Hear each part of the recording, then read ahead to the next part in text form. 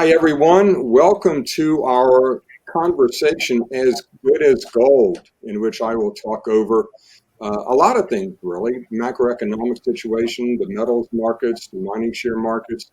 With four is really very experienced, very knowledgeable executives in the mining industry. And to kind of set the table for what we're going to discuss today, um, I kind of picked our panelists today because we're and really wanted to do this presentation because we are at an extraordinary, I think, crossing point in the markets, a crucial point in the markets. We have right now a short-term, kind of a summertime down cycle that's superimposed on top of a longer-term, more fundamentally based down cycle in the metals, in the mining stocks. And these have combined to create what I think is really an extraordinary opportunity. If you're involved in the sector and have been involved in the sector as many years as I have, and as these individuals, these gentlemen have as well, you know that you have to make the cycles in these markets work for you. You have to be willing to have the courage to buy at the bottom. Hopefully you also have the cash to buy at the bottom. But you want to have the cycles work for you and not against you. And right now we're in a down cycle. And another reason why I wanted to have these four companies on board is that they not only have great management teams, of course, well managed, well positioned in the markets, and great projects, but they not only offer the potential for great value creation, but they have already attained great value creation. They represent value that is essentially on sale or really bargain levels. So what we're going to do is we're going to talk about the broader market to start with. Then we're going to get into some more detailed discussion of where the markets are, where these companies are, and give you an overview of each company in particular. Today we have with us Paul Hewitt, Chairman and CEO, Karora Resources. We have Doug Ramshaw, President and Director of Minera Alamos. We have Brett Richards, who is the CEO and Director of Goldshore Resources, and Rick Van Nieuwenhuis, President and CEO of Contango Ore. Gentlemen, I am very familiar with all of you and your companies. Doug and Rick, I've known you both of you since the dark ages. I think we were mining with stone axes when we were first introduced together. And Brett and Paul, I've become exposed to your companies in more recent times, and I'm very excited about the potential for those companies. So what I'm going to do is start off with some commentary in the markets, and I'm going to go in clockwise order to begin with the people as they appear on my screen. So the big question that I get asked at every conference, every virtual presentation, anything that has any kind of audience feedback, the first question I ever get is, why in the hell aren't gold and silver trading much higher?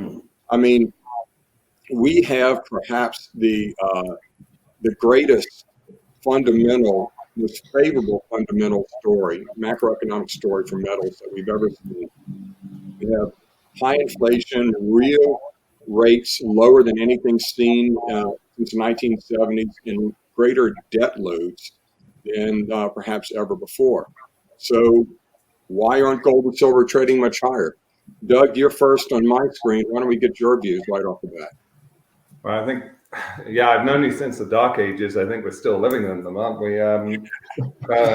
Sunshine? I mean, to some extent, you're right. I think all the ingredients are there, and it's probably got a lot of people scratching their heads. Gold, the ultimate inflationary hedge. I mean, despite the fact that, I'd say 20 years ago, you'd look at everything that was supply-demand related. And so, but over time, gold hasn't reacted to how it used to on geopolitical times. It hasn't reacted to central bank buying and selling. But the one thing that you expected it to kind of react to was inflation. And so it's probably got a lot of people scratching their heads. The signs were there even last year. prior to the obviously rapid inflationary pressures we're seeing right now, that all those ingredients were there last year, and yet gold gradually kind of declined, causing pressure on the equity market, contractions in margins, which just means headline indices for some investors like the GDX and GDXJ are underperforming when there's other opportunities out there. And it just casts a pall over all sentiment. Now, that being said, I mean, at some point, I don't want to be in the gold prediction business. I'm in the gold mining business and trying to make money at lower gold prices. This is a healthy gold price. Mm-hmm. You know, 50%, 60% up off the lows. You know, obviously there's a lot of people that need higher gold prices to make sense of business models and everything else.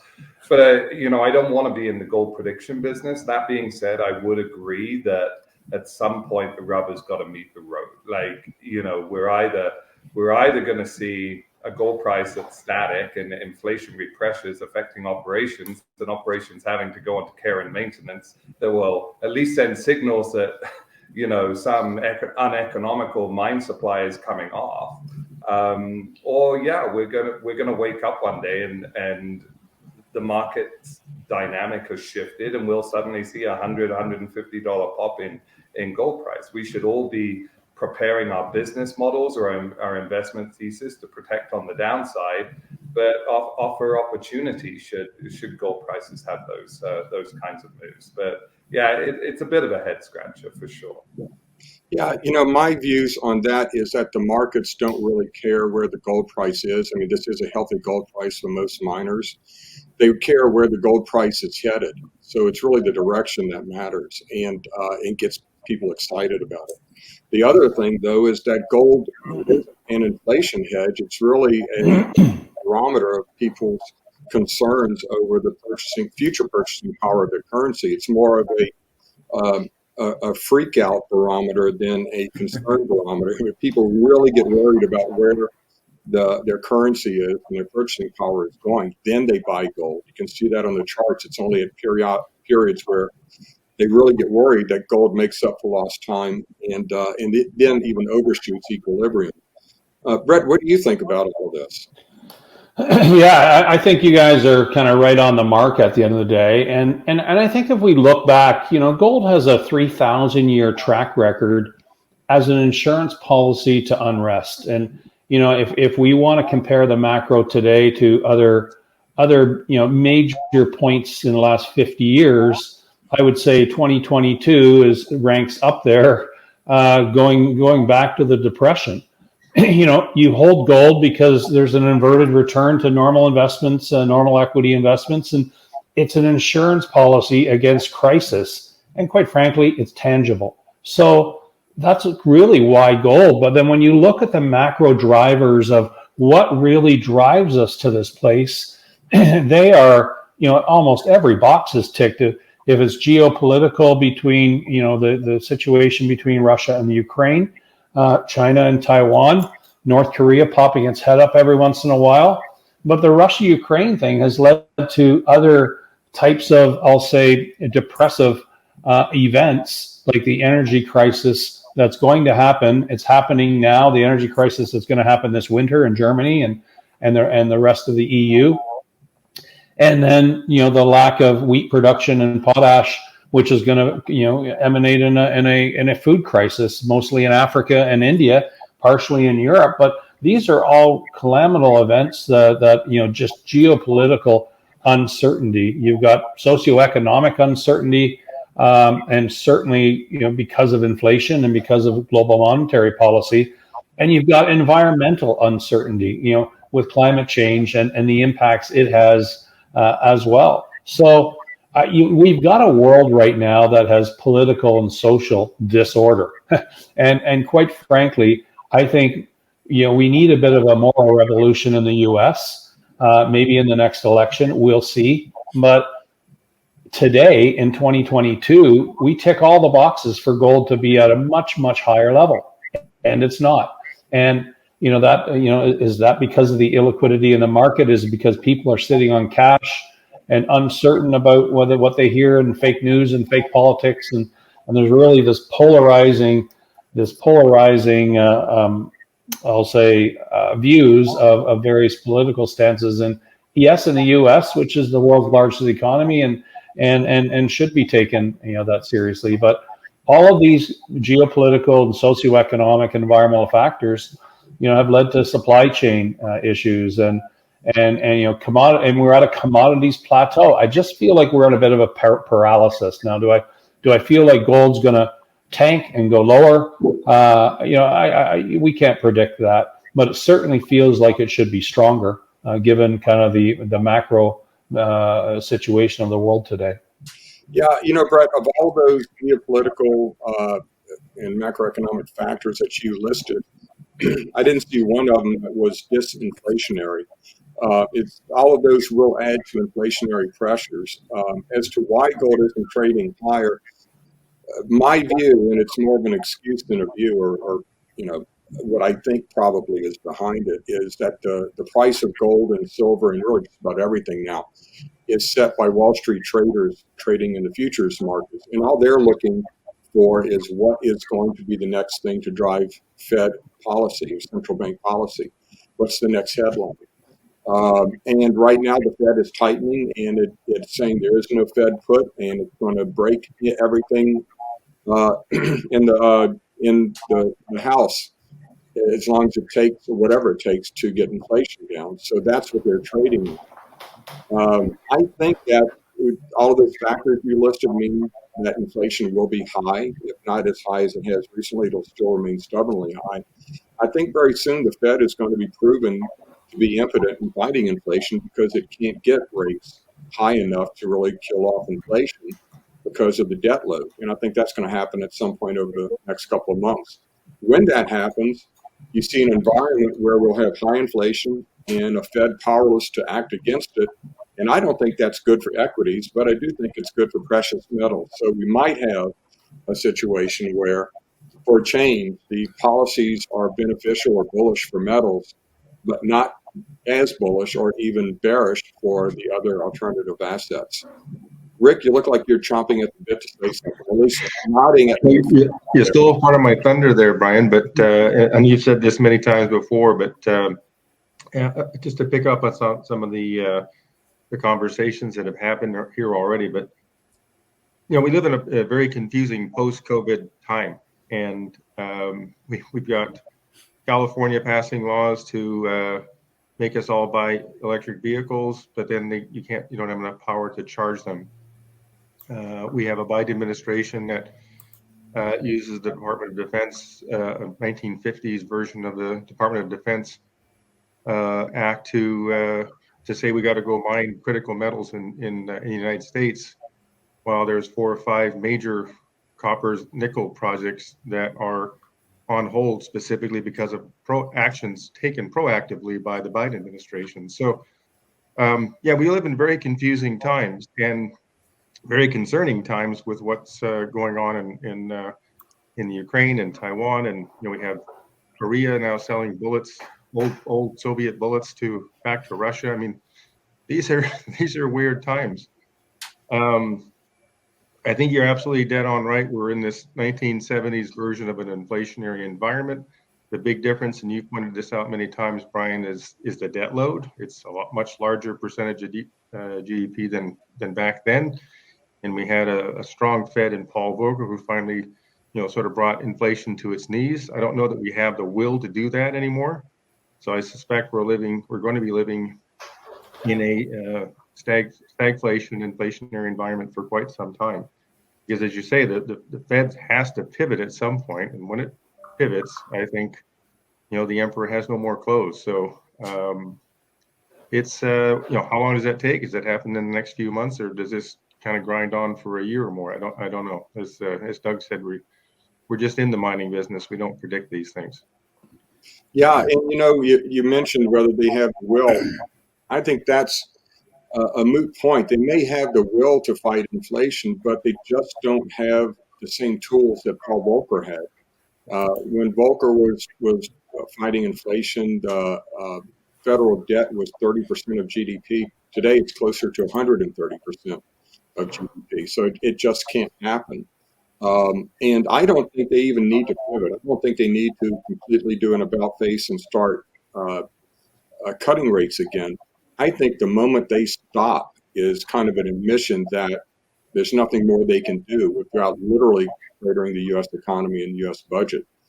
So I think that's really all it will take, and I think that's coming up fairly soon. Paul, you've been nodding your head in agreement. Did we steal all of your thunder, or do you have anything else to add to this? Yeah, Brien, thanks. Actually, the whole team kind of did steal just about everything here. Look, we've got a perfect recipe here for gold to increase. There's no doubt, and everybody's said that.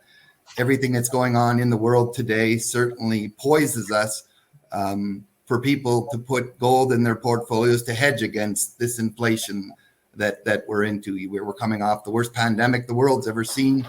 But as a gold operator, a gold miner, gold prices aren't completely unhealthy. They're not at the worst I've seen. I've been in this for 35 years. Mining in Australia has its advantages because of the current FX and in the current situation we're in. We're sitting in $2,500 gold. So if I was to sit here, quite honestly, Brien, and complain, I think I would be lying. Gold is quite healthy in Australia at $2,500 an ounce. But there's no doubt in my mind, none whatsoever, when I'm speaking to people here in North America, when I'm marketing, and I'm doing a lot of marketing coming up, that I fully believe that there's a lot of room for gold to grow from this position. Absolutely. We have everything in place for it to grow from this position. There's no doubt about that. Well, let's drill down a little bit. We talked about the metals. Let's talk a bit about mining. And the state of the mining market. The mining shares, unsurprisingly, have followed the metals prices down this summer. And, you know, it looks like we tested in gold, at least the bottom that was set in July. And, you know, who knows where we go from here? I know we don't want to predict necessarily, but what's the state of the mining market? You know, I guess some intermediate on down to juniors. Are companies, I know none of your companies are in this position, but are companies starting to get starved for money at this point? What's the financing environment look like? Are we going to see companies starting to pull in their horns and curtail their operations a bit because of that? Doug, you've got a great handle on that. What do you think? We're in a closed financing market. I mean, you're seeing very selected financings being done on good drill holes and certain M&A, but in reality, it's been a closed market since kind of late June. Everyone is crossing their fingers that, you know, September and conference season kicks off maybe a window. I feel blessed that, you know, from our business model perspective, it's about self-funding itself rather than having to access the equity markets. But I feel for my peers of companies that routinely on the exploration side, you know, they do a financing, and I've got friends of mine who are CEOs, and the first thing they're thinking of is when they have to do their next financing. And shareholders need to think about that too, because, you know, this closed financing market we're in is bad. You know, I think on top of that, I mean, this has been, I said before we started, March 2020, I mean, despite obviously the implications on the world stage of what happened then from the mining market, it was very healthy relative to the last 2 years because it was a real Band-Aid ripped off moment, and stocks were posting new highs within 6 weeks of, you know, of that collapse. But this has been death by 1,000 cuts. You know, the top of the market was August, September 2020. You know, we're there, we're 2 years on. That top was marked by, you know, maximum margin expansion amongst the majors that have been suffering margin contraction ever since. You've now got inflation coming through, which is hitting developers, because who wants to put out a study now? You know, PFSs probably feel like PEAs. No one's going to believe the numbers because there's inflation coming already there. You're seeing projects that are, you know, seeing 50, 60% moves in CapEx numbers from 18 months ago to now. And that that kind of dovetails into that group of developers almost have to have a plan to build themselves, because the size of projects they've gone through these studies for doesn't move the needle for the majors, and the mid tiers are gun shy and probably thinking about, is there safety in numbers of going to the MOE, merger of equals kind of M&A that doesn't have the same benefit to the kind of trickle down effect of cash M&A, which we always like to think, is that marking the bottom of the market or it's marking the top of the market? I think we're going to have a much more limited M&A window that can benefit kind of downstream resource sectors. So it's not a healthy equity market out there right now, but I also think that it will prove to make a healthier equity market, because not to repeat what I said in a panel a month ago, we have too many companies trying to do too much with too little capital, and really a culling of the herd is actually healthy for the broader market. Investors are blasted with hundreds of we're creating new companies every week when we haven't even solved the ones that are existing out there right now.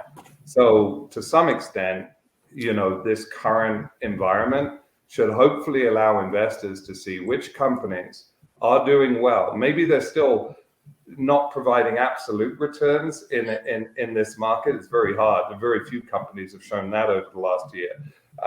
But relative performance against the sector, I think, should help investors at least direct their attentions to where they should be conducting their due diligence for the companies which should fare better as market conditions improve. Good points there, Doug. And, especially the creation of companies, one thing that the market can do is it can create new winning companies, but it can't create new projects. There are a limited number of really good projects out there, and you all are fortunate that you all have really good projects, which brings me to Brett. And another point that I'd like to make, a lot of companies out there or executives are bemoaning their share prices right now, but from an investor standpoint, they should be licking their chops. These are extraordinary entry points where companies with real assets, really world-class assets in many cases, are trading at fractions of their highs. So even if the market just normalizes, we don't have to have a rollicking bull market. Even if we have just a normal market situation, you have the potential to have a company with real assets go up 2, 3, 4 times in value, or similar to what a drill hole play would possibly return with much more risk. But Brett, you seem to be right in the crosshairs of that kind of an environment, that kind of an opportunity with a really great project and well financed and funded, and a lot of news coming up. Are you seeing a market where, I guess, it pays for you to put out a lot more? You're doing a lot of drilling right now. It seems like the market's really kind of ignoring results from just about every company of every stripe. Are you getting the kind of response that you should be getting from the market right now? Yeah, Brien, I think you've hit it on the head. Where we were seeing kind of polar volatility, 6 months ago and up until, maybe May, June, and prior to that, we had a fairly normalized market. We could go out there and raise money back in 2021 to 2020, 2019 was also, an open market, and there was capital available.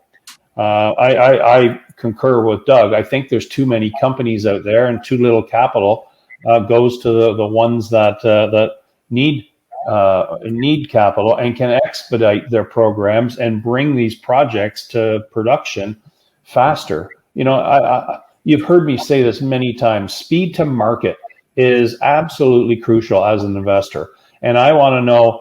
I want visibility on cash flow on every project. If it's a greenfield project where you're doing soil chems, I still want to get an understanding of when your project is, what do you think this is going to take to get it to production? So, yes, completely closed right now. Yes, as Doug said, you can pick and choose, and there's companies that do to raise a little bit of capital. But when really good projects, and I think we have a very good project, and you'll hear the squealing in the background as to where our share price is today. It's a share price where, I'm going to be in the market next week buying shares of my own company because they are at an all-time low. We're trading at where a greenfield project should be, and we have a large historical resource, and there's been a lot of work done on the property, and we're putting out good results. And to your point about is the market responding, we've put out our last 5 press releases. The very last one, we didn't trade a share that day until about 2:00 in the afternoon, and it was great news. We had great intercepts step out from our existing historical resource. These are great news. These are things that would typically move the needle 10% or 15% in one day, and nothing. Market doesn't care. The market, there is no market. There's no liquidity. Throughout this summer, it's been very difficult. Do I think things are going to change? That's a self-fulfilling prophecy. I would love for them to change, but I don't see it coming anytime soon. I think we're in this calamitous environment of capital raising for some time to come. And when great potential and great projects and good projects can't capitalize themselves properly and then start to use their capital as a strategy to get to the next capital raising, that's not right. So there's a disorder in the capital markets, and it's because of this macro crisis and this political and social and environmental disorder I talk about. It's not a great place to be.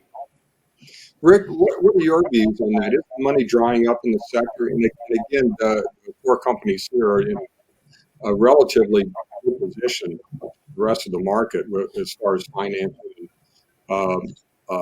and resources in that regard, financial resources. But from your view in the market, are we reaching a point where it's going to get to a crisis level for the junior market where they're going to have to raise money and won't be able to?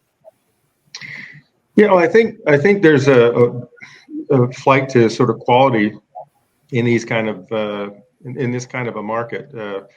I think by and large the market is not very interested, but it does get interested when you have sort of superlative results. And we've seen a number of cases where people have put out really good drill holes, or they've had a good series of drilling, and that gets rewarded. I've seen a number of cases, not a lot, because frankly there's not a lot of high quality things out there. I think there is recognition in the market of sort of extra high quality stories. I do think and agree totally with Doug and Brett that there are way too many damn companies out searching, all doing the same thing, telling a story. And then we live in a period of time when the level of marketing that you have to do in this competitive marketing space to get attention just keeps kind of ratcheting up. And it's hard. I think it's very hard for investors in that environment to sort of figure out what's real. And we have a lot of young investors coming into the space that don't know the difference between 1 gram and 8 grams. What does that really mean in terms of your ore body? So I think there's probably an educational step that needs to be happening here along with the marketing, and it'll probably take some time for young investors in particular. People who've been following the space for 20, 30 years know this, but a lot of young investors don't. And so the glam and the glitz, they have to start seeing through the glam and the glitz in the marketing world. But I think that'll all sort itself out. I do believe we need to have about half as many companies as we do, and I suspect there will be a great thinning of the herd before this period of time is over here in the market. Good points. The exchanges have made it very easy over the years to create companies, but they have yet to figure out how to kill them. They get fees. The problem is, Brien, that ever since the exchange went public, is now TMX Group. The issue is, the incentive. Pay them. You don't necessarily want to, kill that golden goose. So Yeah. I think that's part of the problem. Yeah, it is. And Rick mentioned something as well. When we get new investors to the sector, they don't really know. It is a sector that demands some education. What I tell newbies, and I've had the pleasure of the last few years of doing presentations to a lot of people outside the mining sector, trying to explain metals and mining. And what I tell them is that this is a very inefficient market. And what that means is if you can work harder than other people, if you can dedicate the time, the money, the effort to learn it, and go to the best conferences like the New Orleans Investment Conference, uh, and subscribe to the best newsletters, then you can get an idea of how it works. You can learn the difference between 1 gram and 8 gram and the context that those matter. But you need to put in the work. You need to put in the money and the time to do it. Otherwise, you should just buy the indices and forget about it and just allocate.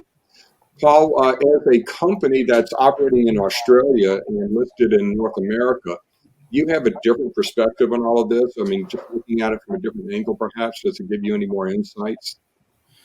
Yeah, look, Brien, there's no doubt the comments from the rest of the panel are actually really true in the sense that the market it's really dry right now. The equity market is dry. However, I will say specifically to Karora, our company, and this is why I'm here, we did do a financing this year.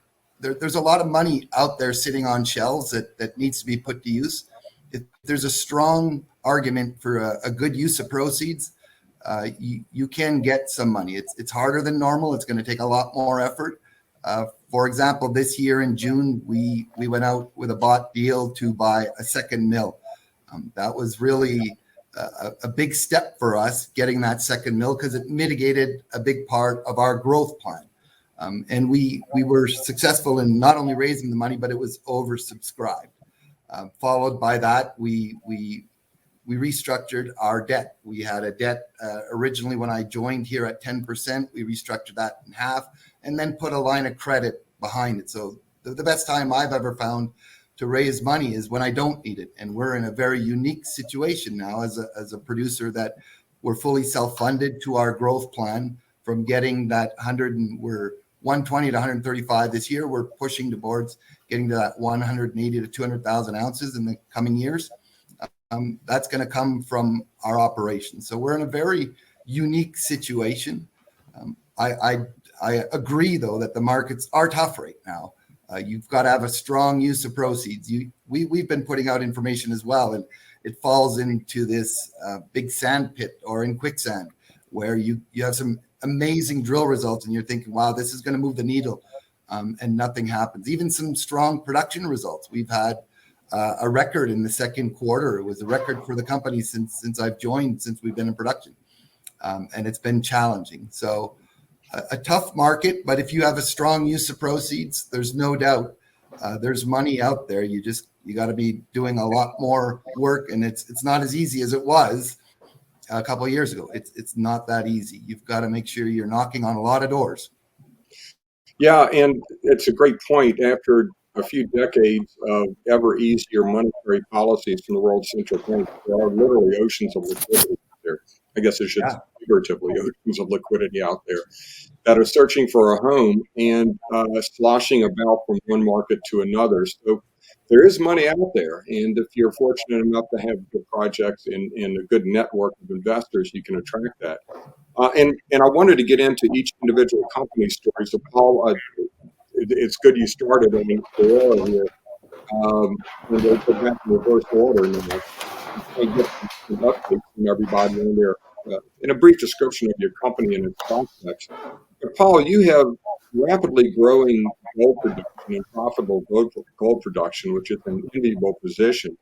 And that was a great purchase. I mean, a real value add. It's highly accretive to purchase the mill. So you're in a different position now than you were recently.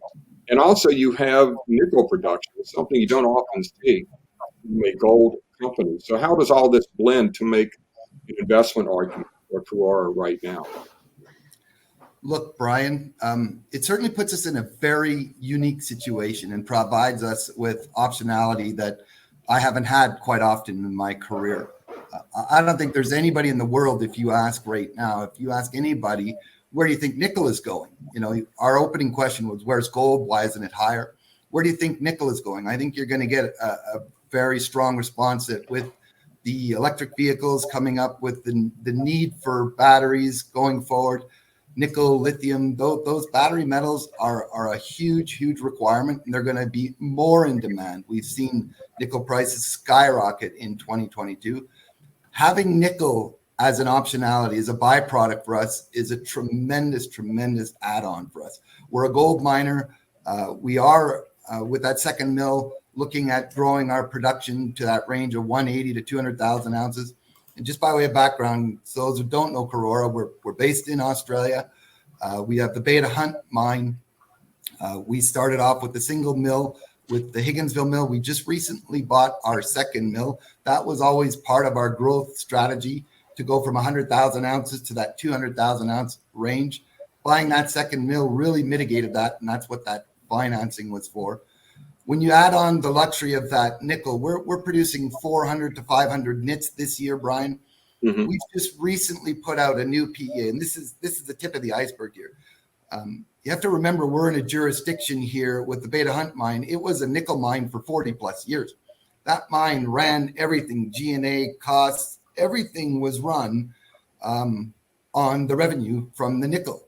We're using nickel as a byproduct. We're looking at, with that PEA, of growing our nickel production almost 3 to 4 times from where it is today.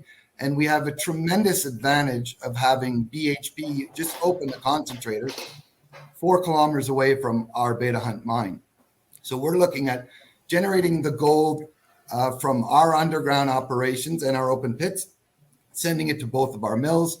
And then we have that nickel that we get to help reduce our operating costs, that we continue to grow exponentially here. All the infrastructure that we're putting in this year, the ventilation, the second decline is for the gold production, but it has tremendous synergies for the nickel production as well. For us to grow our nickel production, we needed that added air, the extra tunnels that we're putting in this year.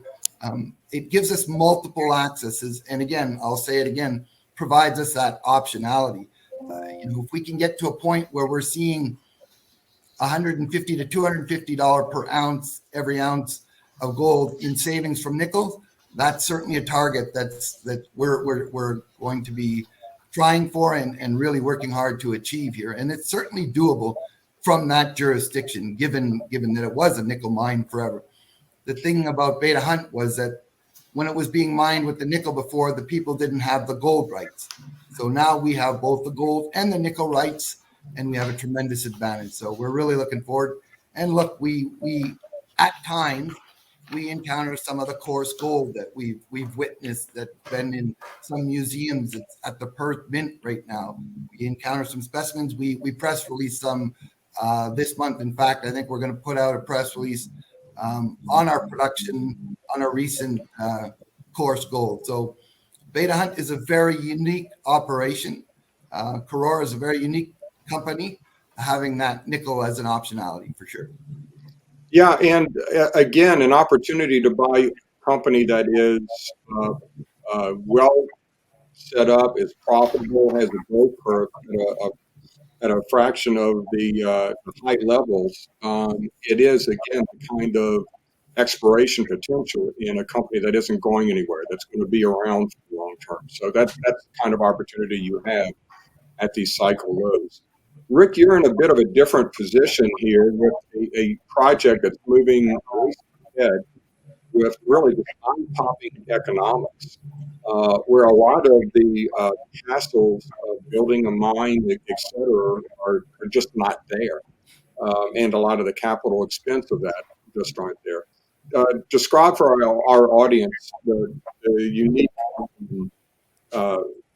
proposition that Contango creates with its initial project. Yeah, thanks, Brien. So Contango discovered an ore body in Alaska on lands owned by the Tetlin tribe. And what was unique about this ore body was very high grade, and for Alaska, had great infrastructure, being right next to the Alaska Highway. So it's turned into an 8 gram per ton open pit reserve now. We partnered the project with Kinross 2 years ago in a 70-30 joint venture. So Contango has 30% ownership. The tribe receives a royalty.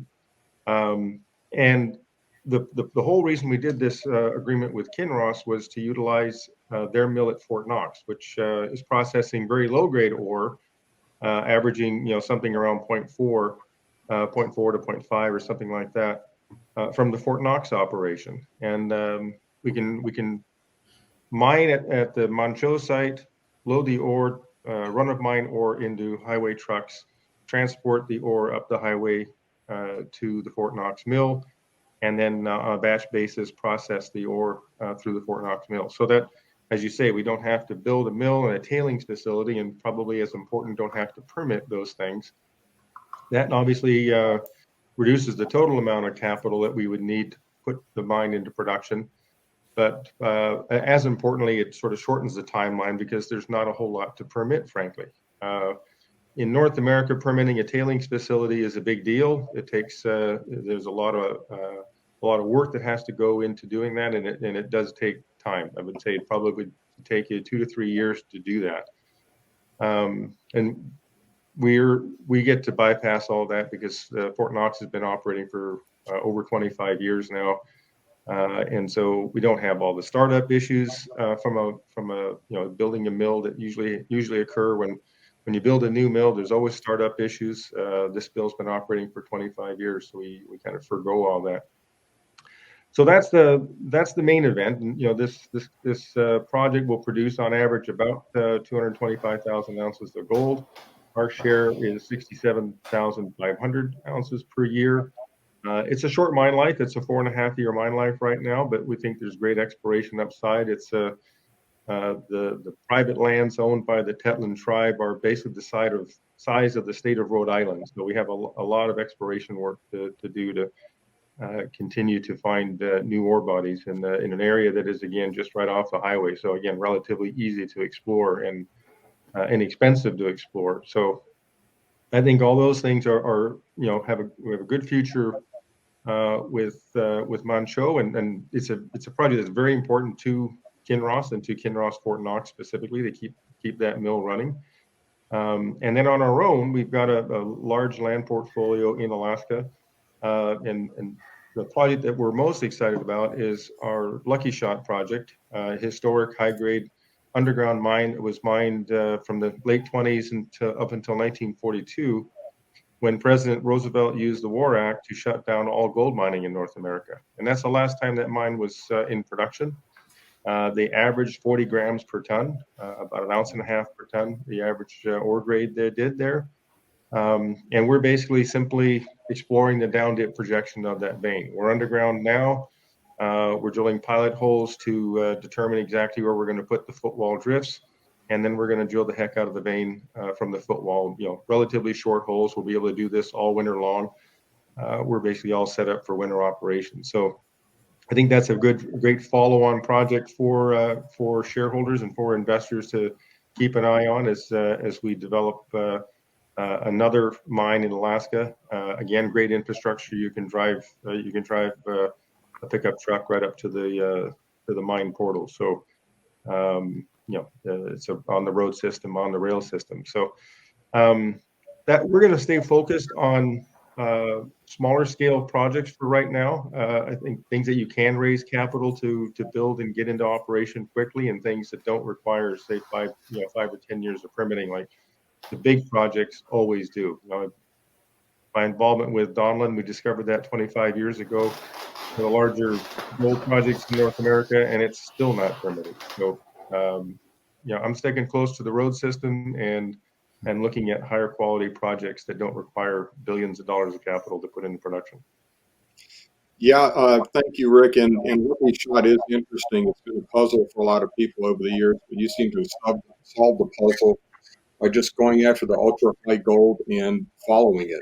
Who would have thunk of that? So It's really looking good, and it's an extraordinary project as well.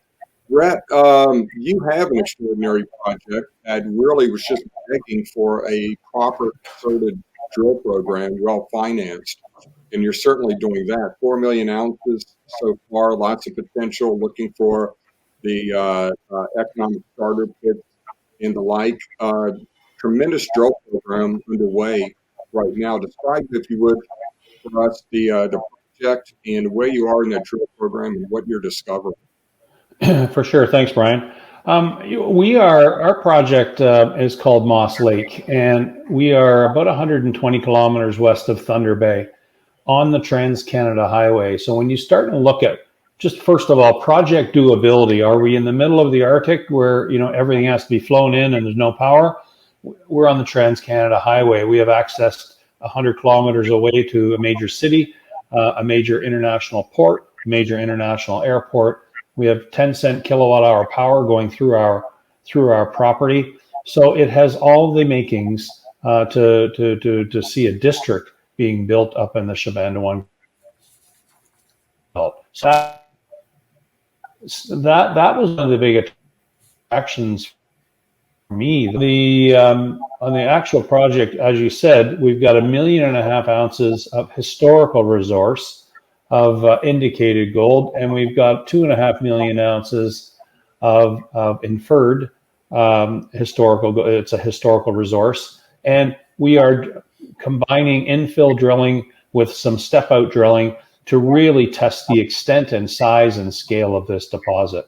We went into this with the mindset this could be something like Detour Lake, and it may well turn out to be something of that magnitude, over 10 million ounces, given the size of the mineralogy we're seeing and the mineralization that we have detected, and all the other exploration work we've done indicates that this region is very mineralized. But I think that may not be what the market wants today. We've just talked about the macro. We've talked about inflation. We've talked about the industry standards on gold prices, what they use for their studies, and low grade bulk tonnaged projects are probably well down the interest queue. But we're not going to be in this environment forever. And our view, our house view, is that yes, let's try, and we're getting a lot of high grade intercepts and a feeder system in Moss Lake, and let's try and test that to see if we can develop a phase one approach to this, where we can get a couple of million ounces economic over 2 grams. We put out a press release this morning, illustrating a step out hole from the historical resource, 29 meters at 3 grams. That's going to be very commercial. And I think those are the types of holes that we need to continue to explore. And when we model this, I think we're going to see a number of possible permutations, and it is what the market doesn't want to see: multiple billion-dollar capex projects, as Rick alluded to. They want to see something digestible. They want to see cash flow. They want to see, and Goldshore will go through its exercise. As you mentioned, we have a 100,000 meter drill program underway. We're over the halfway mark now. We'll continue drilling. We'll do an in-house resource estimate this year.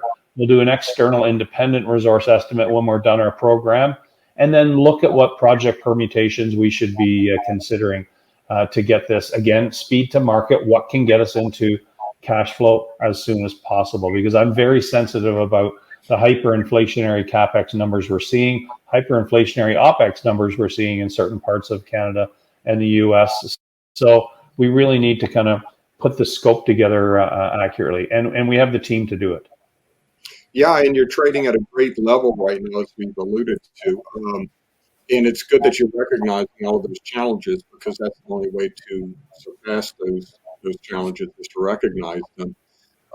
If you're looking for a company with a lot of catalysts, you certainly have a lot coming up, with plenty of drill results, resource estimates, and the like. So a great long-term play at current levels.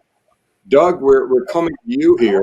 And, a lot of companies in the junior mining sector are trying to build a rocket ship to the moon in their garage, and your is somewhat different. You're taking a very steady stair-step approach. stairs with rails on them. So it's just a slow but steady rise in value in taking a staged approach in mining projects. You've got a lot ahead of you right now, and you've done a lot behind you. Give us an update on where you are in that approach, in that business model, and what we can look forward to in the weeks and months just ahead. Sure. Thank you, Brien. We unashamedly build low capex projects. It was the plan before this inflationary environment we were in, but I kind of embrace the challenging times facing the sector right now, because I think it shines a spotlight on a business model that always made sense, but makes even more sense now. Our first mine, Santana, we should have commercial production there in Q4 this year. I mean, we built that for 10 million US in the middle of the pandemic. It was meant to be the starter operation that would allow us to kind of self-fund the company, which we're now doing.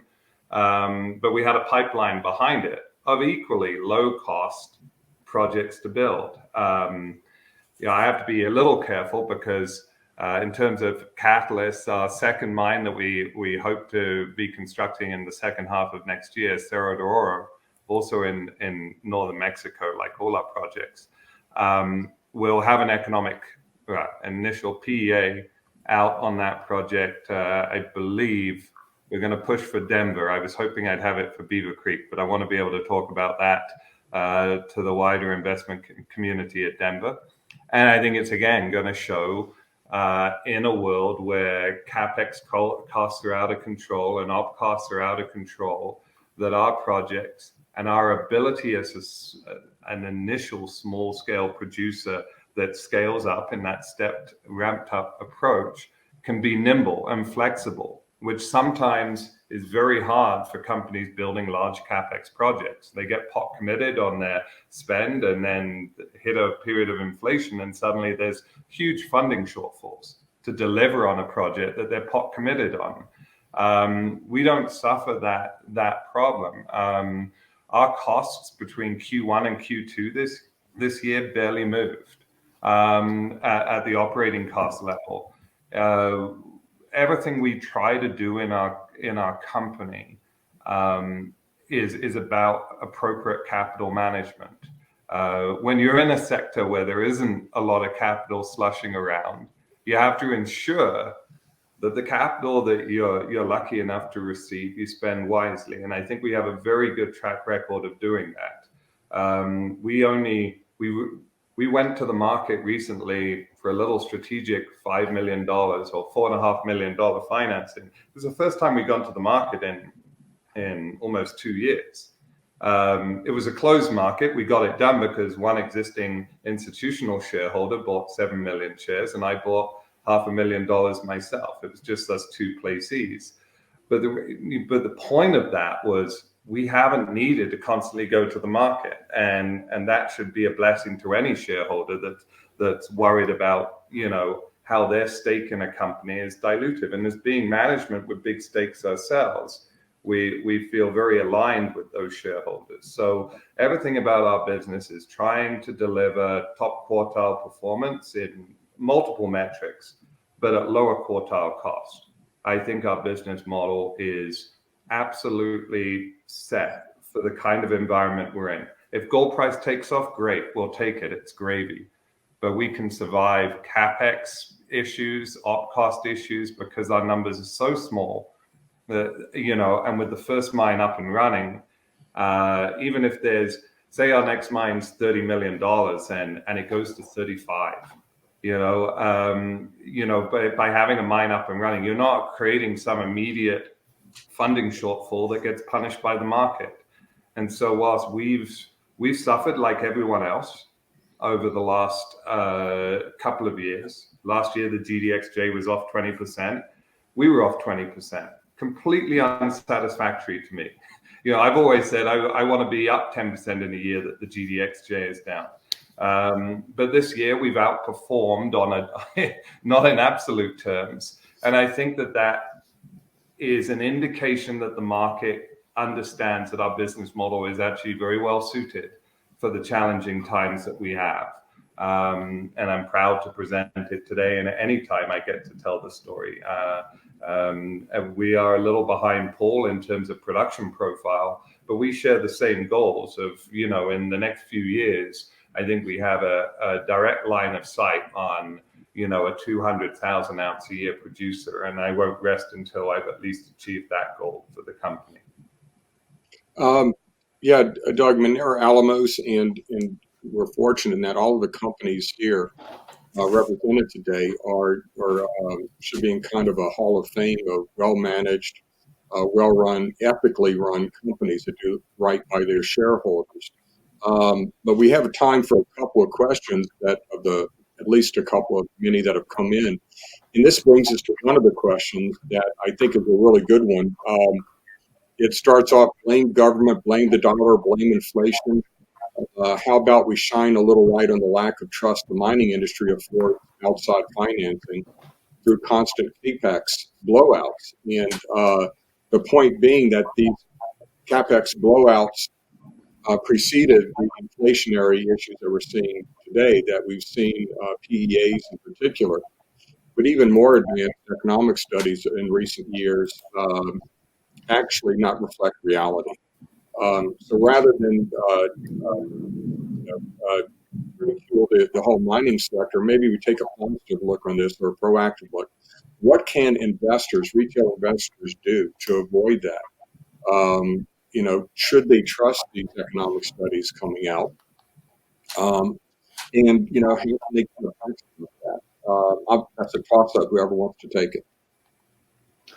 Yeah, Brien, I think, we have to caveat things, and I don't want to say, caveat emptor and buyer beware. People need to understand our business. They can't invest in our business blindly. So they rely on the specific management to deal with the specifics, but they need to understand our business and what we do. But, in fairness to the retail and the institutional investors who bring up these issues, let's face it. When we've all agreed that there's too many companies out there, there's probably 20% of the companies out there that are marginal at best, and they extend the assumptions to levels that make their projects quasi-economic, when in actual fact they'll never perform like that when they actually get into production. So I think there is a degree of I'll say accuracy to what they're saying, to what the question is. But I think people have to understand our business, and that way they'll know the difference between surface mining and underground mining. They'll know the grade variations and the risks associated with it. So this is a very risky business. Our job is to mitigate risk. Our job is to mitigate risk for investors, so there's no surprises, and do the things necessary to mitigate those risks, and ask ourselves the right questions so that we have the answers as best as possible. When you go into these things and are just trying to create a bunch of shiny buttons you wave in the market so you can get the next drill result out there and raise some more money and then do it again and do it again, you have to follow those who are building real projects and building real value at the end of the day, and they're doing things right. And that's a combination of management. It's a combination of the project, the risks associated with project, and the execution at the end of the day. Yeah, so I guess management, focus on the management teams that have done it before and done it without surprises. Anybody else? It seems like the surprises in economics are always negative, never positive. Well, I'll just jump in and say, go ahead, Doug. No, by all means, Rick, you go ahead. I was just going to say really simply, to me, it's always two things that investors should try to focus on, and that's its quality of the asset. So 8 grams versus 1 gram, there's a big difference there. And also just, simplicity. How complicated is the project? And, particularly if you're talking about the junior explorer developer space, when I hear companies, describe these monstrous projects that are, refractory gold and silicon encapsulated, or, require high pressure rolls, to crush and grind the rock. I mean, these are not projects for junior companies. If you're a junior and you want to be a producer, I mean, you do what Doug's done. You have a good quality project, and you keep the capex low, and you put these things into production quick. You know, talking about a big project that is complicated, that needs, you know, big pipelines and all this other stuff, you need to be partnering with a big company if that's what you have. You need to do that sooner than later, so that you're not constantly going to the market and begging for money from the investors. Yeah, agree on that, Rick. I know we're running short of time, so it was something I wanted to say earlier, and it's actually relevant to what, you know, Brett and Rick are saying in response to the questioner, and that is, you know, we are suffering in this sector, not just commodity price, cost overrun, or whatever. We're suffering on a brain drain. That means there really aren't the operating teams wanting to build stuff, but also there aren't the independent consultants. And without wanting to offend them, I won't do air quotes on the independent. They are, and they're classed as independents. But in reality, a lot of these studies have a lot of input from the companies. You know, there's a desire to try to come out with some numbers which will allow them to finance and everything else. And I don't believe that they are stress tested anywhere near as much as they should be. And as a result, especially now, we're seeing huge overruns, but even beforehand, before inflation, before the problems in the world, there were routinely problems with technical reports. And part of it is the people writing them don't actually have real world experience. They're putting numbers together, which aren't actually, you talk to a lot of mining engineers, they say there is no way you can get that kind of mining grade underground on that project. It just is not happening at the cost they're talking about. But in a lot of cases, there isn't that real world experience. That's going to be an ongoing problem as we've had a brain drain from this sector. You know, so you can get the A team from one particular independent consultant, but if you're stuck with the B or the C team, because they're busy on lots of these projects, you know, I think the margin of error increases dramatically. And we need to be stress testing stuff far more to give comfort to the investment community that, you know, the management base case is workable. So, you know, I think that's incumbent on us as companies to be better educators to the sector at large and not talk the glowing numbers. I have a fight every time I want to put out a PEA. I got away with it last time in 2018. I said, I want to use a 7.5% discount rate. And an analyst said to me, we can't do that. Everyone uses 5%. I asked him, would you give me money at 5%? He said, no. I go, well, thank you for making my point. But we've got these industry standards now, which warp reality, you know, and situations. And then, of course, the big bugbear of inflation comes around, and everything's in a tailspin. So, you know, there are lots of issues with reports. It is right. There have been lots of issues with reports for a long time.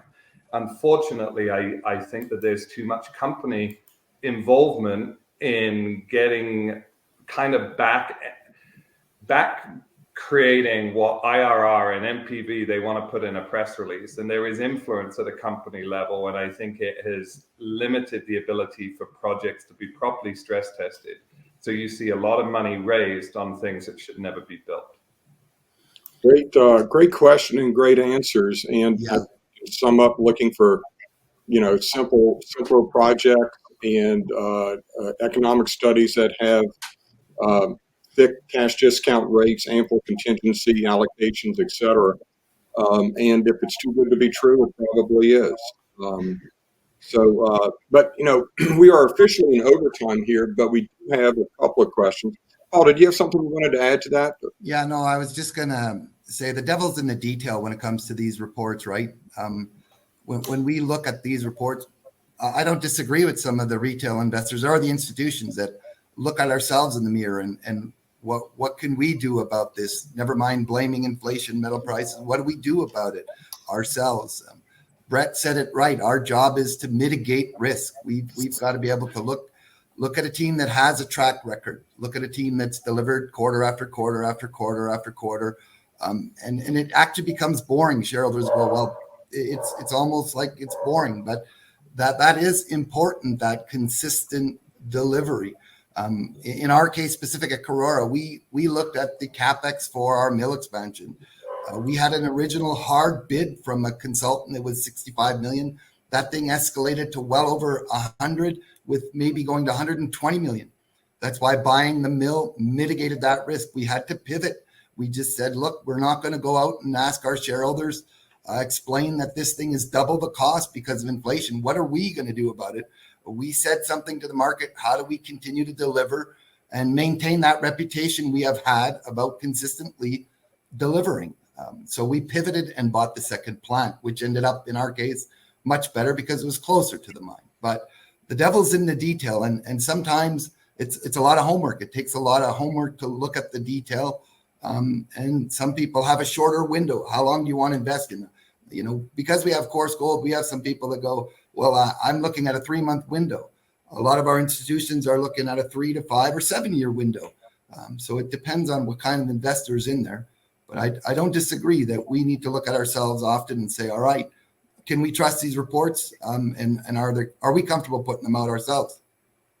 Yeah, and another great point, that if you find a management team that has built a reputation and values that reputation, then they have another incentive not to be made fooled by putting out an economic study that doesn't prove to be true. As I was saying, we are an over team here, but there have been two or three questions on the dollar. One person is saying it's a huge elephant in the room. The Wall Street lemmings are ignoring the rush to the dollar is a burden on today's immense debt by increasing rates. Another person simply put, what will end the U.S. dollar rally? I would answer that would be when other central banks try to catch up to the U.S. and start raising rates themselves at a similar pace. That said, the ECB raised rates 3/4 of a point today, and the dollar index is up despite that. Anybody have any views on what would end the dollar and how big of an impact that has been on really everything, on your cost? How it's helped you, I guess, but on cost in the sector and on the gold price. Oh, sorry, was that for me or for anyone? For anyone.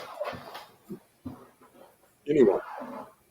I mean, doesn't it say something about how messed up the world is that the US dollar can be rallying as strongly as it is? It's like, I would agree that, the moves on interest rates in Europe, are playing into the US dollar strength right now. I mean, like Paul, most of my 2/3 of my operating costs are in Mexican pesos. It's, it's not a bad time to be operating down in Mexico. It was probably a good part of why, our cost structure has been able to be maintained during this. But, when I look at the US dollar rally, and I'm not an economist, and I'm not going to speak for one, it does always kind of just have me thinking, wow, everywhere else must be really messed up. And then you look across and you look at what's going on in Europe now and elsewhere, and it's like, yeah, it is. It really is. And that's the dark, going full circle back to the life we've lived together, Brien. The dark ages continue. It's and they're darker than when I first met you. By a country mile. Maybe just add to that. It seems like the solution to debt is more debt until it's not a possibility anymore. So I think at some point, that you got to pay the piper. So, but I think that's what we're experiencing. So, yeah, and if anyone's read any of or watched any of my interviews or read any of my publications recently, you know that I think the U.S. is in the end game of a long-term trend, and in fact, in a debt spiral right now, where we're going to be paying close to $1 trillion a year just to pay interest on the federal debt. It's already soared to record levels at around $600 billion, and very little of the Fed's rate hikes are yet factored in to those numbers. So we're headed straight up, and I think that's going to be what's going to stop the Fed in the days just ahead, really just over the next couple of months. So, guys, interesting comments. Really appreciate it. This has been a wonderful panel. One of our participants put it well. He said, "Kudos to all. You truly are the knights of the mining table. Well done." So I appreciate your participation in this. Look forward to talking to you all soon. Some of you will be down at the New Orleans Investment Conference in mid-October. Hope to see many of our listeners there. And we will, I'm sure, be talking in the future. Again, I think this is an extraordinary long-term opportunity for investors to buy at a cyclical bottom in the sector. These companies are all great options for that, for long-term value creation.